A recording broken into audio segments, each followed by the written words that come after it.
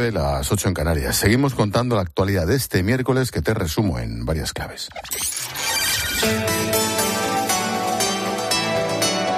Con Expósito, la última hora en la linterna.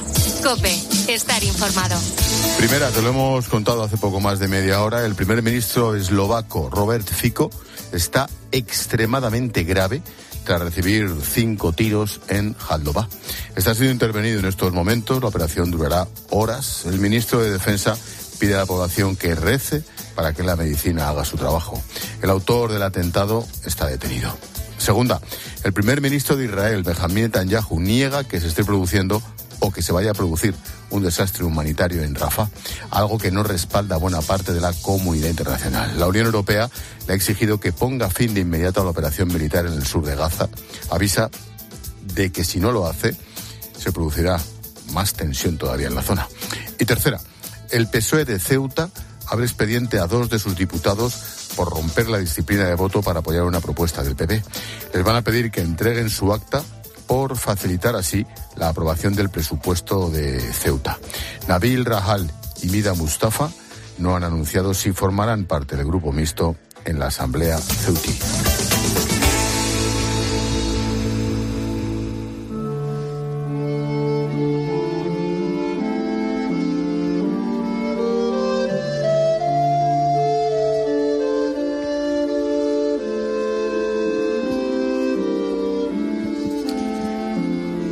A la muerte del rey Enrique IV, el impotente, los acontecimientos se precipitaron. Majestad. Majestad. ¡El rey ha muerto! ¡El rey ha muerto! A su regreso de una cacería en los bosques de El Pardo, el rey don Enrique IV, con ese nombre en Castilla, se sintió mal. Los dolores eran tan intensos que mandó llamar a fray Juan de Mazuelos, prior del convento de San Jerónimo el Real. Antes de salir de la alcoba, le oyó en confesión. En la antecámara se preguntaban si sobreviviría aquella noche y, lo más importante, si había hecho testamento. El mensaje que traemos es para doña Isabel, infanta de Castilla. ¿Sabéis si antes de morir mi hermano dijo algo o firmó algún documento sobre quién heredaría su corona? No, Alteza. Su hermanastra, Isabel de Castilla, llevaba tiempo esperando alcanzar el reino. Hay tiempo que perder. Chacón, preparadlo todo. Perdón, Alteza. Hay una cosa que debéis saber.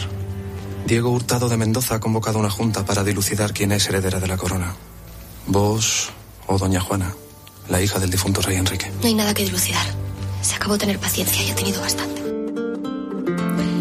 A la muerte de Enrique, sin dejar más hijo legítimo que su hija, Juana de Trastámara, apodada la Beltraneja, se inicia un conflicto sucesorio del que saldría ganadora Isabel de Castilla, a quien el rey había nombrado años antes y más tarde vuelto a desheredar.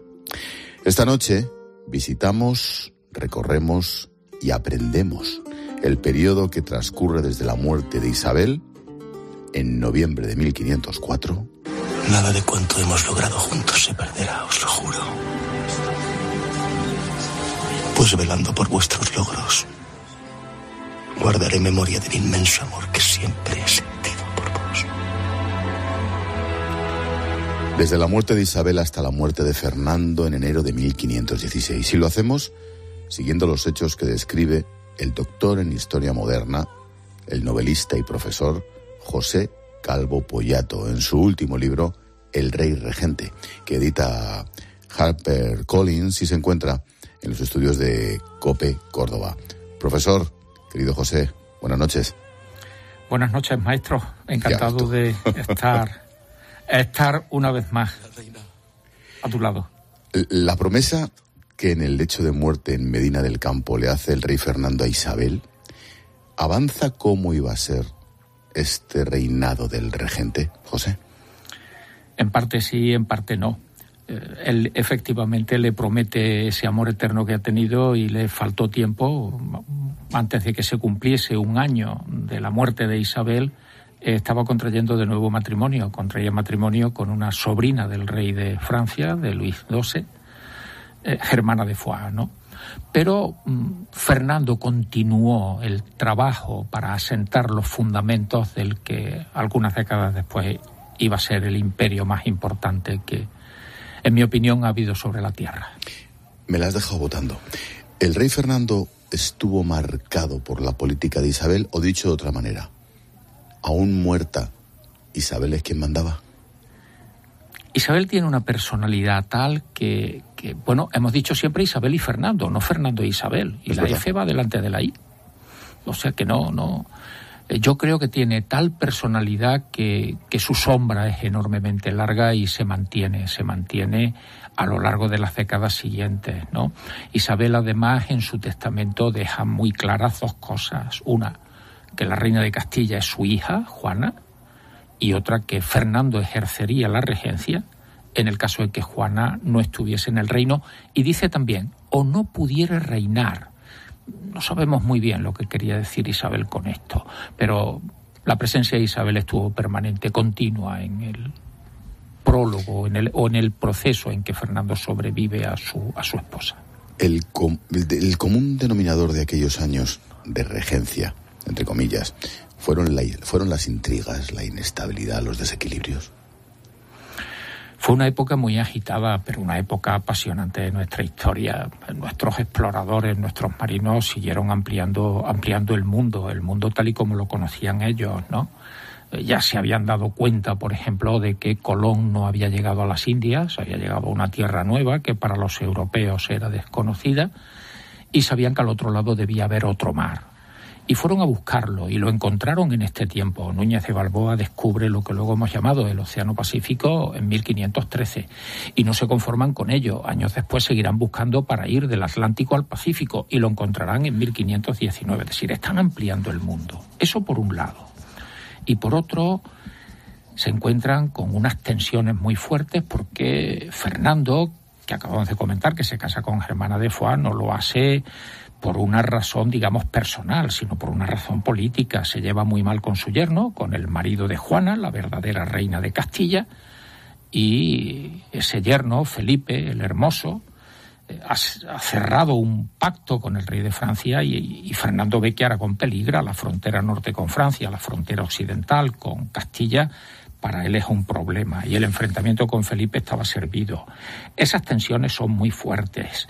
De por medio está Cisneros, que es un personaje a mi modo de ver extraordinario, ¿no? Yo creo que es de los grandes maltratados de la historia, ¿eh? Cisneros es una personalidad que impresiona y sin embargo ha quedado como una especie de persona intolerante, incapaz de dialogar. Mira, y se nos olvida. Sí. Precisamente. Antes de recordar la geopolítica del momento, vamos con algunos personajes a modo de índice decisivos en la historia de España. Por ejemplo, Fray Francisco Jiménez de Cisneros. El rey Fernando siempre desconfió de mí. Jamás me tuvo afecto. Quizá a nadie lo tuvo. La reina era otra cosa. Supongo que tendría su alma en su armario como yo ahora. Pero el sufrimiento la redimió de errores. El cardenal Cisneros, responsable de la evangelización del Moro en Granada, de cristianizar la península. Su papel, José, fue el de un mediador entre Fernando y Felipe el Hermoso. Trató de que no se produjera la ruptura entre ambos y no lo consiguió, no pudo, ¿no? Él trata de que ese encuentro de Villafáfila, en el que Fernando, que es un político extraordinariamente hábil, sabe que está en una posición de inferioridad y se repliega, se retira y se marcha a Aragón, ¿no? Y Cisneros intentó que eso no ocurriera, entre otras razones porque Cisneros sabe que la reina es Juana y no su marido, que está de alguna manera usurpando claro, el poder. Lo que pasa es que ocurre que Felipe muere 3 meses después de ese encuentro de Villafácil en Burgos. Siempre se dijo, bueno, bebí un vaso de agua fría después de jugar a la pelota. Vaya usted a saber, ¿no? Yo tengo mis dudas de que Felipe muriera de beber agua fría después de jugar a la pelota. Quizá fue envenenado, ¿no? O sea, los síntomas apuntan a que, como se decía en la época, le dieron hierbas y fallece. Y Fernando tiene que volver, lo llama el propio Cisneros, que vuelva a Castilla. ¿Qué circunstancias? Porque creo que, corrígeme, El cardenal Cisneros también ejerció como regente. ¿Por qué? Bueno, en el tiempo en que Felipe ha muerto y Fernando se encuentra fuera porque está en Nápoles en ese momento, ahí hay un vacío de poder, porque además Juana no está en condiciones de reinar. Juana es una mujer muy apasionada y la muerte de su esposo... Hablamos de Juana la Loca. De Juana la Loca, efectivamente. La ha asumido en una profunda depresión, ¿no? Incluso dice, no, de estos asuntos que se encargue mi padre, yo no sé. Sin embargo, tomó decisiones de mujer de Estado.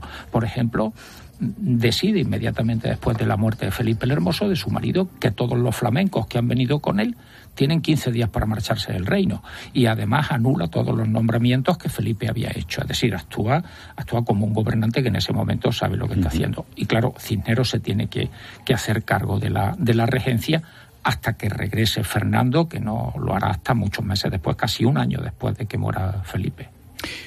El profesor José Calvo Pollato nos está presentando su último libro, El Rey Regente. ¿Quién fue Pérez de Almazán, José? Pérez de Almazán es uno de esos hombres importantes que los reyes católicos han llevado a la primera línea de la política. Cuando Isabel y Fernando han resuelto ese conflicto con Juana la Beltraneja, Isabel ya definitivamente queda como reina de Castilla, su gran empeño es acabar con el poder de una nobleza que le ha disputado la primacía al rey, ¿no? Y utilizan diferentes medios, diferentes procedimientos para lograr ese objetivo. Y uno de ellos es incorporar a personas que, sin pertenecer a esa alta aristocracia, no son duques de Medina Sidonia, no son duques de Alba, no son Estúñigas, no, son gente salidas de la Universidad de Salamanca, letrados, gente preparada, que se convierten en secretarios de los reyes. Y ellos ocupan la primera línea de la política. Pérez de Almazán es uno de esos hombres, uno de esos ilustrados, letrados, que prestan un extraordinario servicio al Estado, un extraordinario servicio a la corona, en el deseo de que la corona no tenga que volver a vivir las vicisitudes por las que ha atravesado durante el reinado de Enrique IV. Qué bueno. Hemos mencionado ya varias veces otro nombre propio fundamental, Juana la Loca.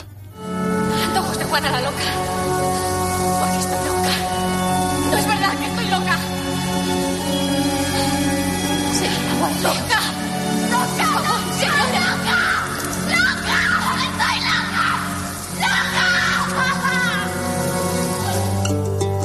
¡Loca! La hija de Isabel y Fernando, tal cual era una enferma mental, que diríamos hoy, en algún momento fue cuerda, quiso reinar de verdad.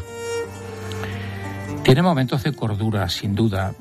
Yo tengo alguna duda de que fuese tan loca como se nos ha dicho reiteradamente. Sin duda es una mujer apasionada. Su marido la engañaba continuamente, ella estaba enamorada de su marido y, claro, tenía reacciones destempladas, ¿no? De ahí a decir que estaba loca hay un salto, a mi modo de ver, grande. Su padre, Fernando, la encierra en Tordesillas, la aparta de la corte y, claro, va a estar allí varias décadas encerrada. Y hay algún momento en que actúa de nuevo como esa persona con carácter de Estado a que me he referido antes. Por ejemplo, cuando los comuneros, algunos años después, acuden a Tordesillas, se han rebelado contra quien es el hijo de Juana, contra Carlos I, la respuesta que Juana le da a los comuneros cuando estos la invitan a que se ponga a la cabeza de ese movimiento, porque la verdadera reina de Castilla es ella, la respuesta de Juana es la de una mujer que tiene un sentido de Estado extraordinario y desde luego dista mucho de estar loca, al menos en ese momento, ¿no? Ya. Nápoles se me ofreció igual que hacía 3 años, como se ofrece a un rey. Aquel invierno el Garellano. Dicen que fue mi victoria más célebre. No lo sé. Yo estaba enfermo y al fin pude confesar que lo estaba. Yo hace poco estuve, hace relativamente pocos años, en el Museo de Nápoles. Y es un pedazo de lección de historia de España absolutamente impresionante. Otro nombre de peso durante esa regencia de Fernando fue el gran capitán don Gonzalo Fernández de Córdoba. ¿Quién fue? Bueno, el gran capitán en principio era un segundón, su hermano Alonso de Aguilar era el heredero, el primogénito, y sin embargo sus dotes de militar lo encumbraron a un sitio donde jamás hubiese pensado que hubiera llegado. Yo creo que está en la misma línea que comentaba antes, gente de segunda fila que los reyes impulsan, en el caso del Gran Capitán es la reina, es Isabel, los impulsan al primer rango para asumir papeles muy importantes. Cuando Isabel decide que en la primera campaña de Italia un ejército de varios miles de hombres se va a poner al mando de un segundón, la nobleza principal se sintió casi ultrajada. Eran ellos quienes tenían que dirigir ese ejército. Y las dotes del Gran Capitán fueron tales que cambió el concepto de la guerra, ¿no? La guerra medieval era la caballería, una carga de la caballería resolvía un conflicto. El Renacimiento es volver al mundo antiguo. El Gran Capitán vuelve a darle papel a la infantería. La infantería española destrozará a la caballería francesa en Cerignola y además siembra lo que luego van a ser los tercios de infantería españoles, que durante siglo y medio serán los dueños de los campos de batalla de Europa, ¿no? Los tercios de Flandes. Los tercios y en Italia.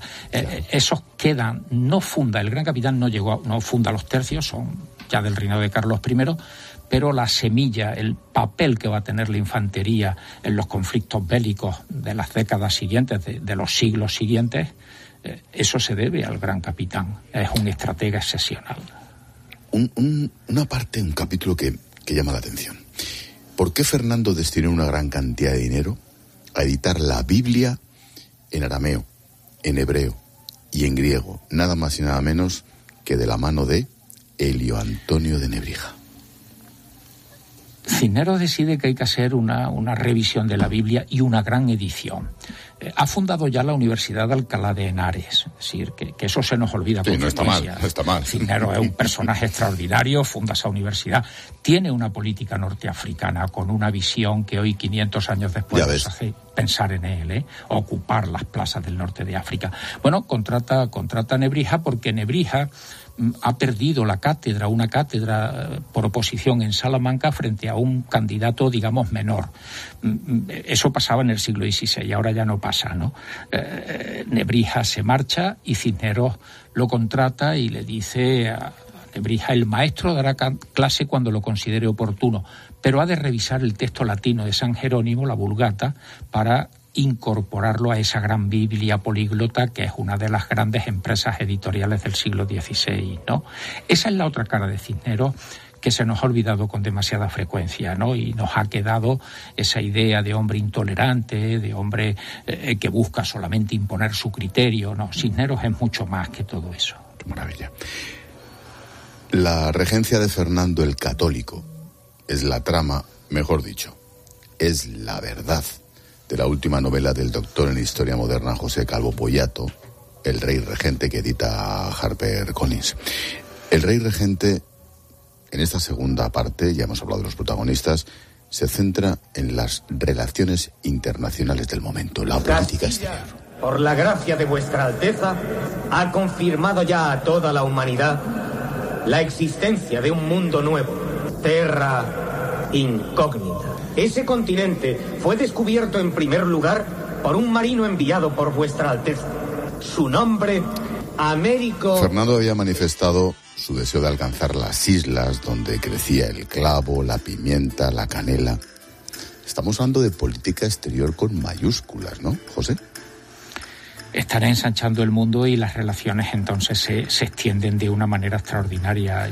Yo comentaba antes que en este tiempo se profundiza, porque ya se habían echado los primeros cimientos para crear ese gran imperio que cuando Felipe II incorpore a Portugal, gracias también a la política matrimonial que han venido desarrollando los reyes católicos con la monarquía portuguesa, con la Casa de Avis, en ese momento han creado ya una situación verdaderamente extraordinaria, con una grandeza que nos impresiona todavía hoy y que llevará a los españoles algunas décadas después a acuñar una moneda, cuando incorporan Portugal, con una leyenda ángel que todavía llama la atención. Decía: el mundo no nos basta.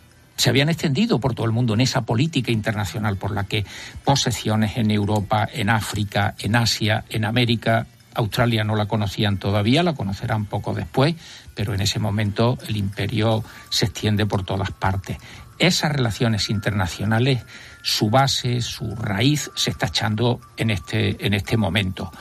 Aragón se está entendiendo por el Mediterráneo, hay una política en el norte de África para contener las incursiones de los berberiscos sobre las costas de las penínsulas, sobre las costas mediterráneas españolas, y hay una gran inversión para cruzar el Atlántico e ir consolidando esas tierras, a las que me vas a permitir que diga que nunca fueron colonias.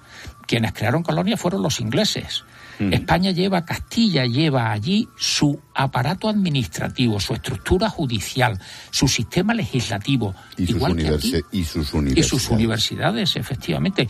Aquí había un virreinato de Nápoles, un virreinato de Sicilia, un virreinato de Aragón, allí un virreinato de Perú, de Nueva España. Es decir, una persona que es nativa de esos territorios tiene, al menos sobre el papel, los mismos derechos que podía tener una persona de Ciudad Real o de Madrid. Y una pata que 5 o 6 siglos después conviene destacar: el mestizaje con la que está cayendo en el mundo. Ya por entonces España lo hizo. Hay un detalle muy bonito, y es que en la Universidad de Granada, en el siglo XVI, un catedrático latín es negro. Yo siempre he dicho, bueno, ¿cuándo entra por primera vez en Estados Unidos un negro a una universidad? No de catedrático, sino de alumno. Nosotros somos los racistas, nosotros somos los malos, ¿no? Bueno, pues nosotros teníamos dando clase a un profesor negro, Juan Latino, dando clase en la Universidad de Granada en 1570 y tantos, ¿no? Qué bueno. Antes hemos mencionado, y me lo he apuntado casi de pasada, el segundo matrimonio de Fernando con Úrsula Germana de Foix, la joven infanta francesa. ¿Por qué? ¿Cuáles fueron las intenciones de Fernando? ¿Era un matrimonio político?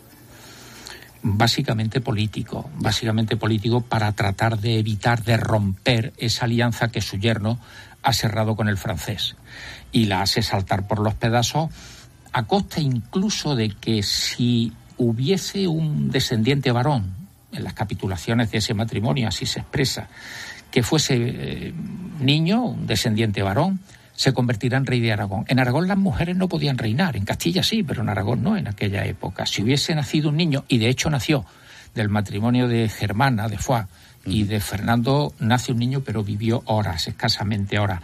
La unidad de España, la unidad de las coronas de Castilla y Aragón, que va a dar lugar a la monarquía hispánica, hubiese saltado por los aires, ¿no?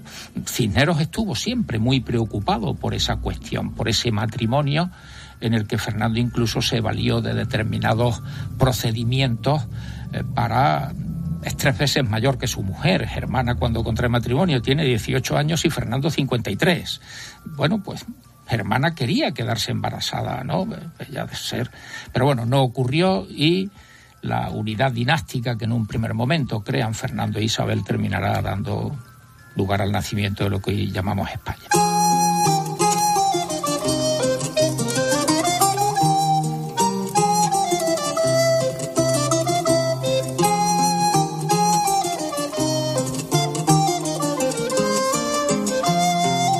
Estamos casi terminando este repaso por ese periodo fantástico y muy desconocido de la historia de España. El rey regente arranca con la muerte de Enrique IV, el hermanastro de Isabel. Hubo rumores que acusaban a Isabel y Fernando de estar tras otro posible envenenamiento del rey. Digo otro porque lo de Felipe el Hermoso ahí lo dejamos. ¿Esto es leyenda? ¿Se ha sabido algo de verdad, José?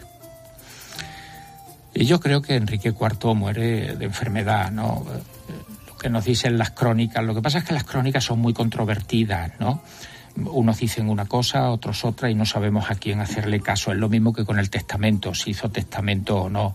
Galíndez de Carvajal dice que hizo testamento, que Enrique IV hizo testamento. Hay otros cronistas que dicen que no, ¿no? Entonces, yo no creo que en el caso de Enrique IV hubiese un envenenamiento, y me queda la duda de si hubo un testamento o no, y a quién designaba como heredera de la corona de Castilla en ese testamento, si era su hermana Isabel, como había dicho en Guisando en 1468, o era Juana, como había dicho en Valdelozoya en 1470, ¿no? La situación era tan complicada, tan revuelta, que, como antes tú decías muy bien, hubo un conflicto bélico que dura 5 años. Esa fue una guerra en que Castilla estaba partida, Isabel tenía sus partidarios, Juana los suyos. A Juana ayudaba a Portugal, y a Isabel Aragón. Era una guerra castellano-portuguesa, si se me permite, contra otro bando castellano-aragonés. Se impusieron los castellano-aragoneses. Yo alguna vez he pensado, ¿y si se hubiesen impuesto los castellano-portugueses, cómo hubiese sido nuestra historia? Qué bueno. Pues ahí lo dejamos. Oye, quizás sea la siguiente novela. A modo de postdata. Y creo que ya te lo he preguntado en alguna ocasión, José. Me estás hablando desde Córdoba. Hemos hablado de Castilla, de Aragón, de América, del norte de África, de Nápoles, de los tercios de Flandes. Cuando oyes el término comunidades históricas, ¿no se te revuelven las tripas? Un poco o mucho. Coño, para comunidades históricas todas. Hombre, un poco o mucho, porque nuestra historia está cargada absolutamente, y cuando se utilizó ese término en nuestra Constitución de nacionalidades para tratar de definir, son cosas un tanto extrañas, ¿no? Nosotros tenemos una historia común que desgraciadamente en muchos sitios se quiere obviar, se quiere incluso ocultar y hasta subvertir. Uh-huh. Tenemos una historia común impresionante. Yo siempre he dicho, en la historia de los grandes países, y España es uno de ellos, hay sombras, ya lo creo, pero hay muchas luces. Y estamos más dados a movernos en las sombras que a poner de relieve las luces, ¿no? Yo lo he dicho en alguna ocasión, si en lugar de un español como Juan Sebastián Elcano da la primera vuelta al mundo un inglés, ya nos habríamos enterado, ¿eh? Seguro que sí. José Calvo Pollato firma El Rey Regente, lo edita HarperCollins, la historia de esos añitos de la historia del mundo que fue el reinado de Fernando. José, muchísimas gracias. Uno, después de este tipo de libros y de entrevistas, se siente muy orgulloso de ser español, de verdad. Gracias y suerte. Muchas gracias, Ángel. A vuestra disposición siempre, como no puede ser de otra forma. Y gracias por todo lo que estás haciendo. Ya ves tú. Ni que decir tiene que el guión y quien se ha currado este trabajo, como siempre, ha sido Paloma Serrano. Gracias, profesor. Mucha suerte. Buenas noches. Muchas gracias. Buenas noches. Adiós.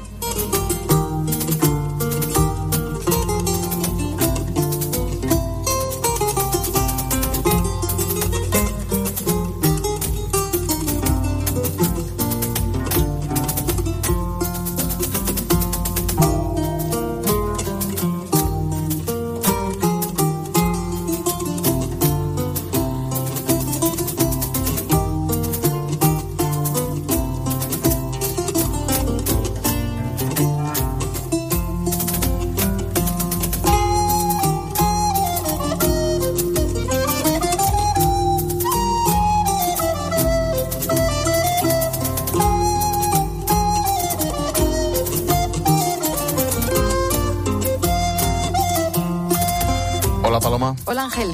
Nos traes un mensajito de Mutua. Sí, porque cuando vas con los amigos, oye, ¿a quién le toca conducir? Bueno, pues en el grupo siempre a Luis, que es a quien no le han puesto una multa, y curiosamente le han subido el precio del seguro. Bueno, pues que no se enfade, porque se tiene que ir a la Mutua. Allí le van a bajar el precio de los seguros, sea cual sea. Llama al 91 555 5555. Te lo digo, te lo cuento. Vete a la Mutua, condiciones en Mutua.es. Y ahora descubre Mutua Más, la super app para que te compliques menos y ahorres más. ¿Y tú qué piensas? Escribe a Ángel Expósito en Twitter en @expósitocope y en @linternacope o en nuestro muro de Facebook La Linterna. Tenemos un candidato políglota, policonfortable, polifunción, polimotor, policonectado. ¿Poliamoroso también? Lo amarás y te querrá, seguro. Llega el candidato ideal para el puesto. El nuevo Citroën Berlingo totalmente renovado con asientos Advanced Comfort y ventajas poliexclusivas solo este mes. Citroën. Condiciones en citroen.es. Un país vale lo que valen sus medios de comunicación. El poder siempre llama, señala, presiona.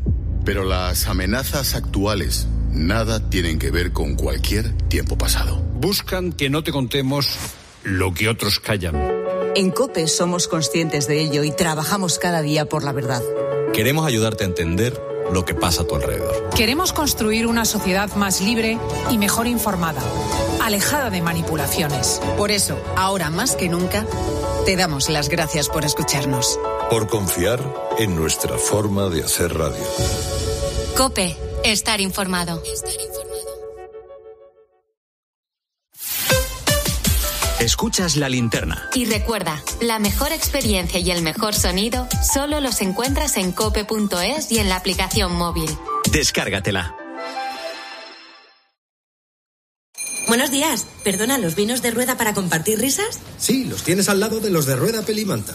Vinos con denominación de origen Rueda. Compartir es vivir. Compartir es Rueda. ¿Te apetece descubrir un lugar lleno de aventuras, de sol y de magia? En Walt Disney World viajarás a una galaxia muy, muy lejana. Descubrirás el reino de la naturaleza. Vivirás la magia de los cuentos de hadas y tendrás el mundo al alcance de tu mano. Todo esto y mucho más en los 4 increíbles parques temáticos de Walt Disney World Resort. Reserva ahora en Viajes El Corte Inglés y consigue hasta 500 euros de cupón regalo en El Corte Inglés. Disfruta de hasta un 30% de descuento en determinadas fechas y hoteles Disney. Y ahora con vuelo directo a Orlando. Consulta condiciones, sujeto a disponibilidad. Ven a Walt Disney World con Viajes El Corte Inglés. La vida es como un libro y cada capítulo es una nueva oportunidad de empezar de cero y vivir algo que nunca hubieras imaginado. Sea cual sea tu próximo capítulo, lo importante es que lo hagas realidad. Porque dentro de una vida hay muchas vidas y en Cofidis llevamos 30 años ayudándote a vivirlas todas. Entra en cofidis.es y cuenta con nosotros. Cada mañana en la radio, De las cifras del paro y la seguridad social. el dato y lo que significa. Sube la afiliación, eso es buena noticia, pero claro, tiene muchos matices. Y es una cifra récord de afiliados. Hay 2 millones más que en 2018, buen dato. Pero trabajamos solo 300.000 horas más que en 2018. Conclusión, hay mucho contrato, pero no se está creando empleo, se está repartiendo. De lunes a viernes, desde las 6 de la mañana, Herrera en COPE, con Carlos Herrera.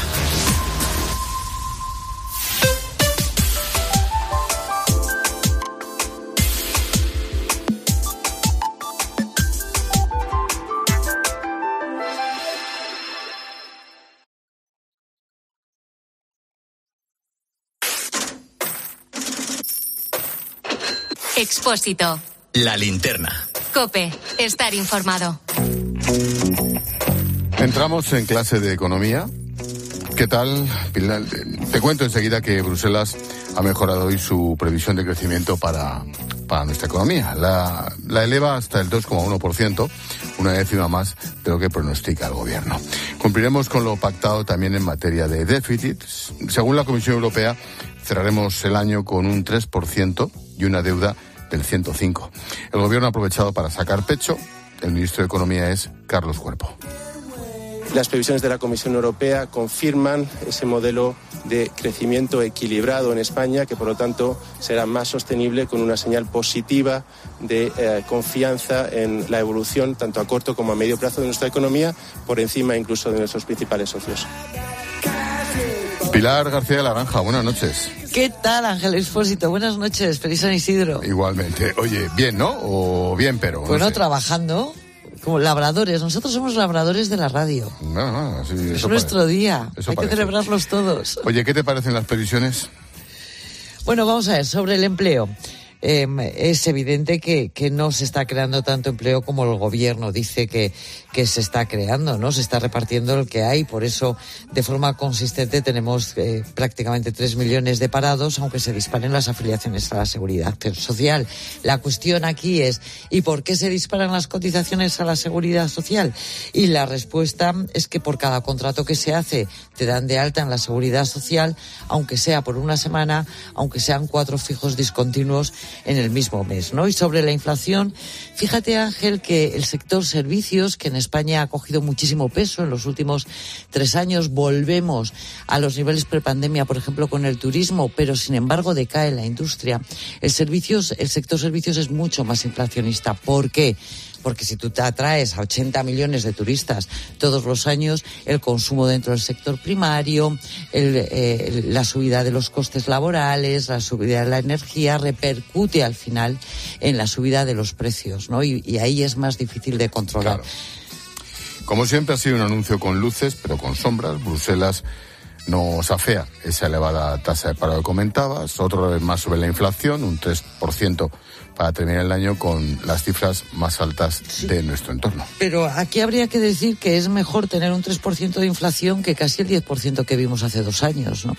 Y que la inflación subyacente está por debajo del 3%, o sea, se está controlando. Ya se han ajustado los convenios colectivos y ya se empieza a desacelerar, y eso es muy bueno. Más cosas. Competencia desdice al ministro Óscar Puente. Asegura que es normal que Ouigo e Irio, las privadas del AVE, pierdan dinero. La Comisión Nacional del Mercado de la Competencia cree que la liberalización ferroviaria ha disparado los ingresos de Adif, más de un 50%, por lo que pagan estas compañías. Dice que se ha traído un número de pasajeros al tren, ojo, en 2 años y medio, que Renfe tardó 10 en lograr durante el monopolio. Un buen tirón de orejas, ¿no, Pilar? Bueno, lo hemos hablado tantas veces, Ángel, en la linterna de la economía, tú y yo, ¿no? La competencia es lo único que te garantiza precios ajustados, ¿no? Y esto que cuesta tanto comprender a tanta gente, ¿no? Y tanta gente que manda en estos momentos, esa es la base de un desarrollo sostenible y, por lo tanto, de una creación de riqueza sostenible, y además permite que aquellas personas, que aquellas familias que tienen menores ingresos puedan acceder a los mismos servicios que todos los demás. Por eso era increíble las declaraciones de Óscar Puente cuando dijo que qué era esto de tener precios tan bajos. Oiga, mire usted, puede ir todo el mundo en tren, y qué alegría que puede ir en España todo el mundo en tren, ¿no? A ver si es que la competencia no nos gusta tanto. No, en fin, entienden bien. El coste económico de los desastres naturales se ha duplicado desde los años 80. La OCDE pone el foco en España por ser especialmente vulnerable al problema de la sequía, que se agravará en los próximos años. De hecho, nuestro país es el que más renta pierde dentro de Europa. Marta Ruiz, buenas noches. Buenas noches. La sequía nos hace especialmente vulnerables al impacto económico del cambio climático, lo dice la OCDE. De hecho, seremos el país europeo que más PIB pierda en 2050. Hasta el 18% calculan los expertos si no se toman medidas. Solo por la falta de agua podríamos dejarnos hasta 14.000 millones de euros en apenas 25 años. José Manuel Corrales, profesor de Economía y Empresa de la Universidad Europea. Hay impactos en sectores específicos de la agricultura, el turismo, la energía. En el sector energético, el cambio climático puede aumentar la demanda de energía, sobre todo en verano, y reducir la disponibilidad de recursos hídricos para la generación de energía hidroeléctrica. Un calentamiento global que eleva los precios, acrecenta las diferencias entre las regiones del norte y el sur y afecta la productividad de los trabajadores. Los expertos insisten en que hay que avanzar hacia una agricultura y construcción más sostenibles, aumentar la inversión en renovables y la investigación en procesos industriales con bajas emisiones de carbono. Cuando hablamos de la sequía, no nos hacemos idea de su coste, lo que repercute en la economía, Pilar. Sí, bueno, y lo que también dicen los expertos, Ángel, es que es increíble que 25 años después de aprobarse el único plan hidrológico nacional, que yo creo que fue el Partido Popular, y que fue la primera norma que derogó el presidente Zapatero cuando llegó al gobierno, seguimos sin agua y con sequía. Sí. Eso es lo que es insólito en este país.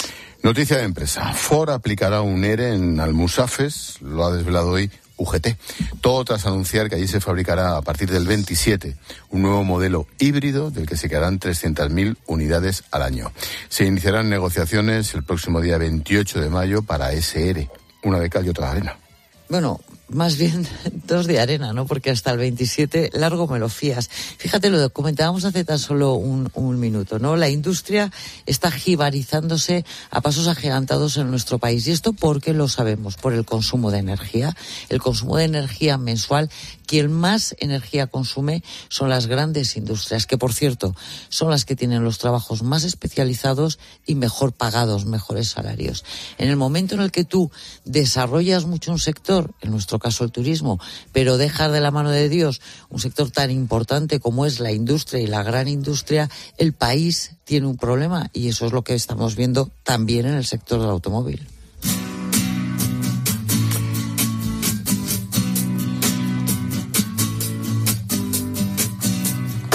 La guerra arancelaria entre Estados Unidos y China escala un nuevo peldaño. La administración Biden ha decidido elevar las tasas a los coches eléctricos chinos del 25% al 100%. Una subida que dificulta la venta de estos vehículos en Estados Unidos. El presidente Joe Biden se escudaba ayer en que China hace trampas y justifica así su decisión. China, decía el presidente Biden, subvenciona muchos de sus productos, produce mucho más de lo que el mundo puede absorber para después arrojar sus excedentes al mercado a precios muy bajos, expulsando así de ese mercado a otros fabricantes. Algunos analistas dicen que tras esta medida se esconde en parte un perfil electoralista. Biden hace un guiño a la industria estadounidense a pocos meses de las elecciones en Estados Unidos, claro, en noviembre. Bueno, te hablaba de la guerra arancelaria porque no es la única tasa que va a subir. También la de otros productos importantes y claves como los semiconductores, las células solares o los minerales críticos. A ver ahora la respuesta de China, que esa es otra. Bueno, vamos a analizar el porqué de esta guerra arancelaria y el escenario que se abre ahora tras esta decisión de Estados Unidos. Lo hacemos con Emilio González, profesor de Economía Internacional de Comillas ICADE. Emilio, profe, buenas noches. Hola, muy buenas noches, Ángel. Seguro que hay un montón de razones y muy complejas, pero ¿por qué? ¿Cabe la lectura electoral? Bueno, a ver, cabe la lectura electoral porque evidentemente estamos en año de elecciones presidenciales y muchas cosas hay que entenderlas en ese contexto. Pero, porque además Donald Trump siempre ha hecho hincapié en vamos a reindustrializar Estados Unidos y vamos a traer de vuelta los puestos de trabajo a Estados Unidos. Pero además del tema electoral hay los auténticos temas económicos que son ciertos. Es decir, China tiene en estos momentos sobrecapacidad de producción, a partir de ahí hunde los precios para poder exportar barato y no tener que hacer ellos los ajustes de exceso de capacidad y también pues para poder acabar con competencia. Y cuando los países han tratado de compensar ese tipo de políticas chinas mediante la imposición de aranceles, pues el gobierno chino se ha dedicado a manipular el tipo de cambio para eliminar o digamos superar esos efectos adversos contrarios, ¿no? Hay bastantes estudios ya que lo están demostrando. Impones unos aranceles del 25% a China, China manipula el tipo de cambio y entonces siguen vendiendo igual. Entonces, la única forma que tienes de parar esto es poner unos aranceles como los que ha puesto Joe Biden o como los que ha anunciado Joe Biden, porque, claro, manipular el tipo de cambio ya para un arancel de 100% es demasiado manipular, claro, y es crear muchísimos problemas con deuda externa y con inflación, ¿no? Entonces, claro, hay que entender eso porque estas manipulaciones, por ejemplo, han destruido la industria fotovoltaica tanto en Europa como en Estados Unidos. ¿Qué tal, Emilio? Buenas noches.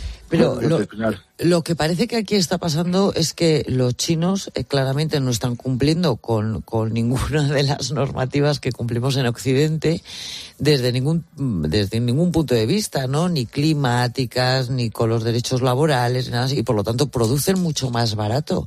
¿Los aranceles es suficiente?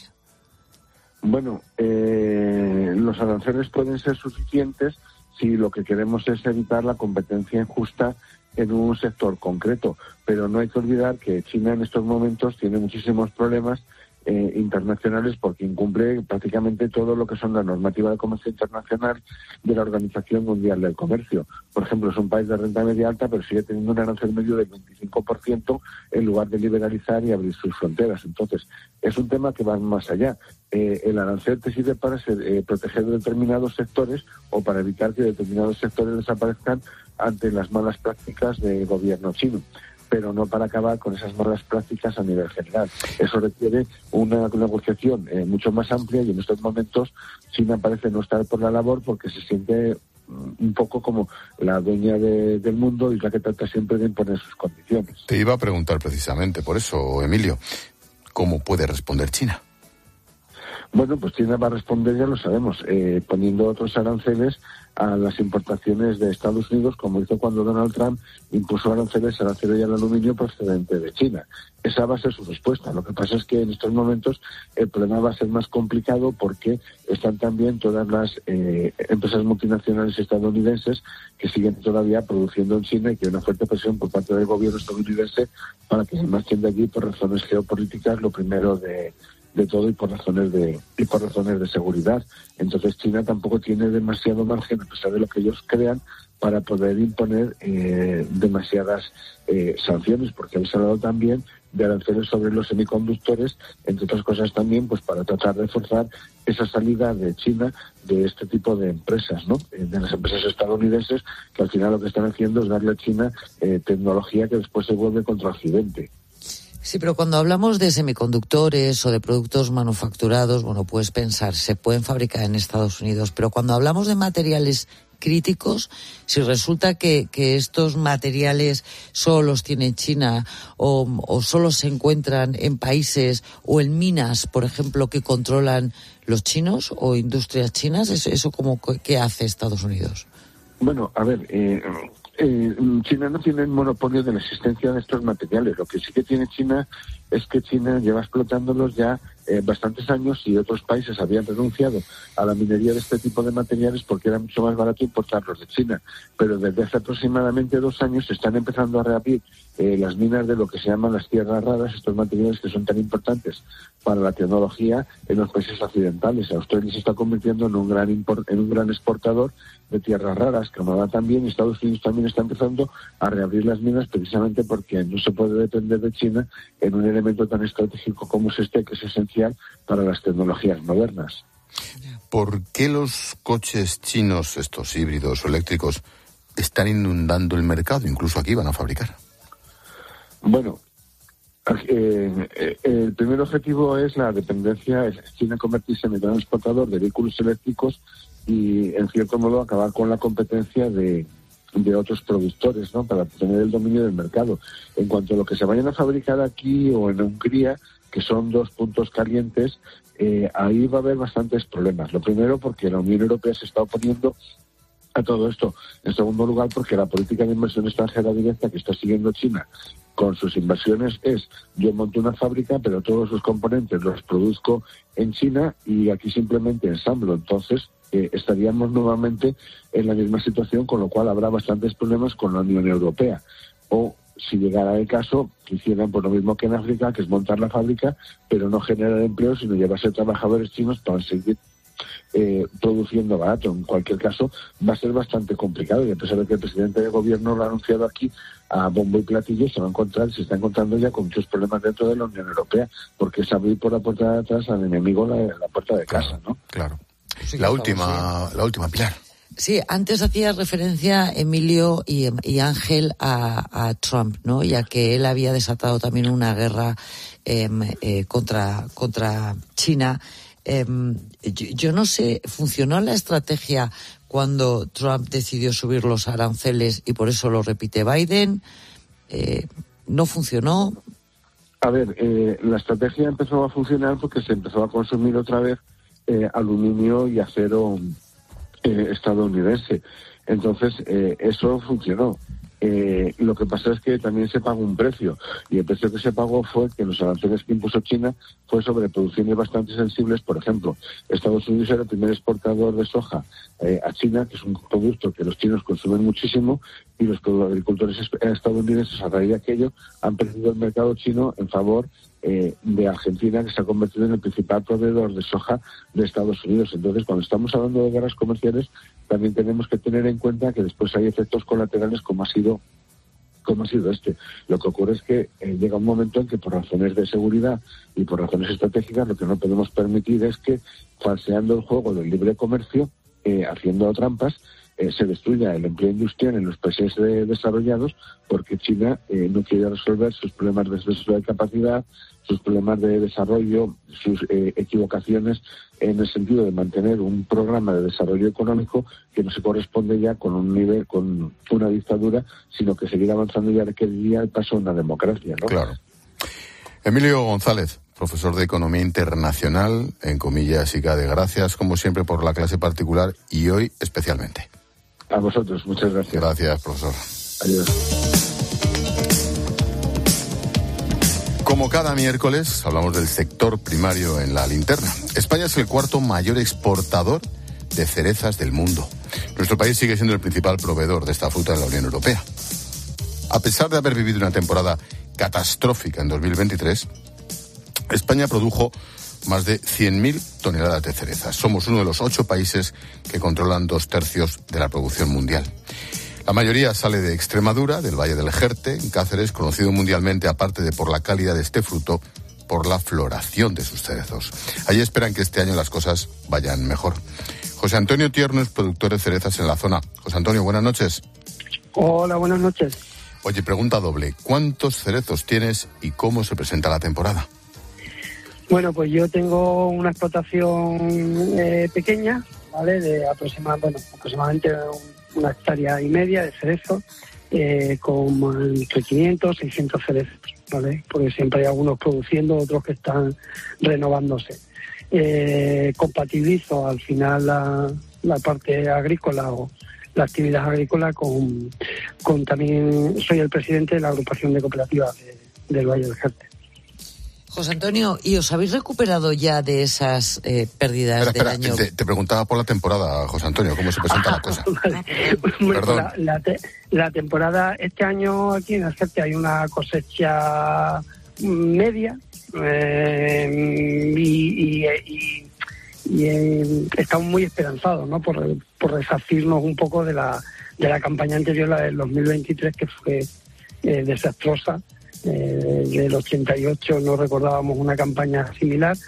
Bien, es verdad que las primeras cerezas que ha habido, las tempranas, que suele ser un poco más habitual de que llueva o que en esta época del año, pues sí que es verdad que hemos tenido un periodo de lluvia semanas atrás, que bueno, ha tocado un poco la fruta, y porque en la temporada tampoco hay mucha cosecha. Entonces, pero bueno, estamos esperando de que a partir ahora ya del 20 de mayo o así en adelante ya sí que hay cosecha y bueno, pues con ganas y con esperanza de que esta campaña no sea como la anterior. Casi me has respondido, José Antonio. Entonces, no os habéis recuperado todavía de las pérdidas del 2023, ¿no? Y es que eso es, a ver, la pérdida de cosecha el año pasado, que estamos hablando de lo que es en términos de producción, de cerca del 70% de una producción normal que perdimos, 70-80%, por ciento de lo que fue en kilo, es difícil resarcirse. Es decir, no vamos a tener este año una doble cosecha, vamos a tener pues como mucho una cosecha normal, y si ayuda y los precios y el mercado y demás, pues bueno, como mucho tener una cosecha normal. Lo perdido queda. ¿Cuánta gente, hablabas antes como presidente de la cooperativa, José Antonio, cuánta gente depende de la producción, la recogida, la cereza en el Valle del Jerte? Pues mira, solamente lo que es en la agrupación de cooperativas, entendemos que hay unas 3.000 agricultores. De ellos, bueno, son, porque hay veces que la misma familia son más de un agricultor socio de una de las cooperativas, pero entendemos que unas 1.800 familias que viven de la agricultura y del cultivo. Si a ello le sumamos que nosotros controlamos aproximadamente el 50% de la producción de cereza del norte de Extremadura, pues eso, estaríamos hablando de más de 3.000 familias que viven al final de la cereza, ¿no? Eso es lo que es solamente en la parte de productores, ¿no? Porque aquí, bueno, las explotaciones son pequeñas, se autogestiona las familias, son explotaciones familiares. Gran parte de la mano de obra que se usa para la producción, pues es la familia la que la presta, y sí que es verdad que en recolección, pues sí que para la recolección se contrata mano de obra externa, que bueno, temporeros que vienen en esta época, y ahí ya no sé una cifra de cuál puede ser, pero es importante, ¿no? Claro. Toda la economía al final gira en torno al sector primario y a la cereza en el Valle del Jerte, parte de la comarca de la Vera, y también en Urdes, que también hay lo que es la parte norte de Extremadura. Y cuando vayamos al supermercado a comprar cerezas, ¿ha subido mucho el precio? Pues el precio, es verdad que subió el año pasado. El precio siempre va en función, ¿no?, de oferta y demanda. Quiero decir, ahora hay poca oferta, con lo cual, pues aún no siendo a lo mejor la mejor cereza, pues el precio está alto para el consumidor. El año pasado ocurrió eso, ¿no?, que aún habiendo un proceso por haber muy poca oferta, pues los precios sí que estuvieron altos. Es verdad que con el efecto inflación, pues los precios han subido, es decir, el consumidor acaba pagando más precio por los productos, pero eso no se traduce ni muchísimo menos en mayor rentabilidad para el productor, todo lo contrario. No ha subido los precios al nivel que al consumidor al nivel que ha subido los costes de producción. Eso iba a preguntarte. Cuando hablas de costes, ¿a qué te refieres? Pues básicamente pues fitosanitarios, fertilizantes, la mano de obra, evidentemente, que se usa para la recolección y para algún agricultor que lleva para labores de campo, energía, todo lo que se utiliza. En los últimos años los costes se han disparado y bueno, aunque ha subido en los lineales el producto, pero realmente no la rentabilidad, de hecho, en las explotaciones pues ha bajado. Vaya. Oye, ¿cuánta cantidad de cereza exporta el Valle del Jerte, José Antonio? Pues aproximadamente se exporta el 50% de la producción. Si entendemos que producimos entre 35 y 40.000 toneladas anuales, pues estamos hablando de eso, entre 15 y 20.000 toneladas se exportan básicamente a la Unión Europea, al Reino Unido, que ya que no es miembro de la Unión Europea, que es un agente importante, donde exportamos gran parte de ella, pero bueno, luego al resto de Europa, Alemania, países nórdicos y bueno, al resto de Europa. Sí, bien es verdad que en Alemania hay una competencia pues muy grande, sobre todo con la cereza turca, y derivados simplemente pues que ellos al final tienen unos costes de producción bastante más bajos que el resto de países de la Unión Europea. Y realmente cuando ellos, hay algún dato más, porque ellos controlan también parte del mercado en Turquía, los mercados centrales, puestos y demás, y que están controlados por inmigrantes turcos, y al final también tienen un cierto control en el mercado, pero sobre todo es por costes de producción. Claro. José Antonio Tierno, productor de cerezas en ese norte de Cáceres, presidente de la agrupación de cooperativas del Valle del Jerte. Gracias y suerte. Muy bien, muchas gracias. Un abrazo, buenas noches. Hasta luego, adiós. Hasta luego. Pilarín, que mañana más. Hasta mañana, te Adiós, escucho. chao, chao. Besito.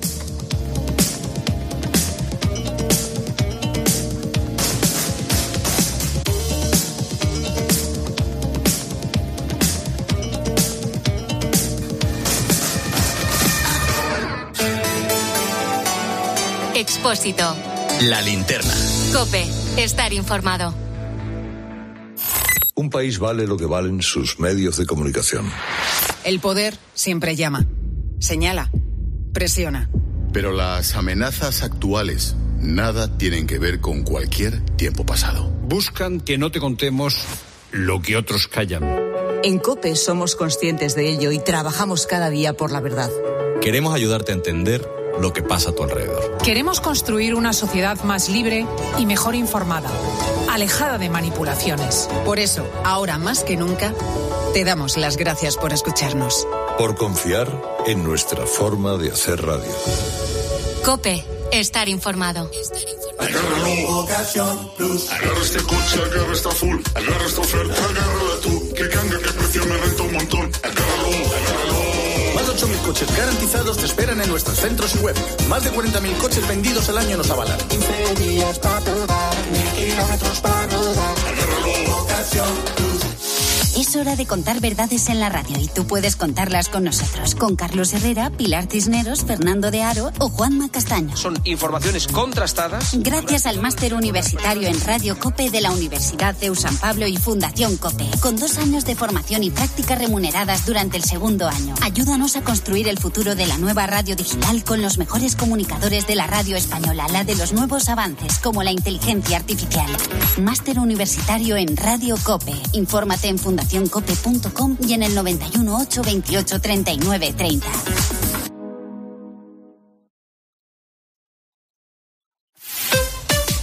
Escuchas La Linterna. Y recuerda, la mejor experiencia y el mejor sonido solo los encuentras en cope.es y en la aplicación móvil. Descárgatela. ¡Qué viento hace! ¿Viento? Aire de Protos, el exclusivo rosado de Protos. Pinchazo. Pinchazo. Tu coche te está diciendo que lo traigas a Talleres Euromaster, donde sabemos mejor que nadie que lo que importa es que tu vehículo esté bien. Revísalo antes de viajar. Talleres Euromaster. Descubre El juglar de Antonio Pérez Henares, una fascinante novela histórica sobre 3 generaciones de juglares que dieron vida a una gran epopeya de nuestra literatura. El cantar del mío Cid. Aventuras, amores, traiciones, reinas, juglaresas, halconeras y viajes en una España medieval más luminosa de la que nos contaron. El juglar de Antonio Pérez Henares, la novela que no te puedes perder.